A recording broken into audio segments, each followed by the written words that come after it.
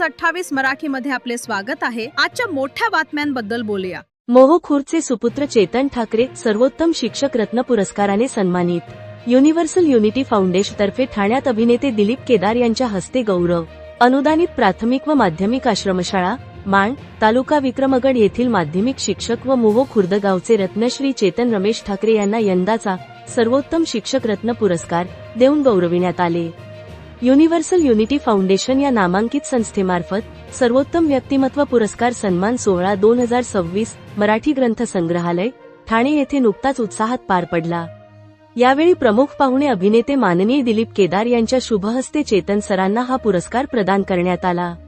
विद्यार्थीप्रिय व समाजप्रिय शिक्षक अशी ओळख असलेल्या चेतन सरांनी शैक्षणिक, सामाजिक, क्रीडा, कृषी, सांस्कृतिक व साहित्य क्षेत्रात भरीव कामगिरी केली आहे।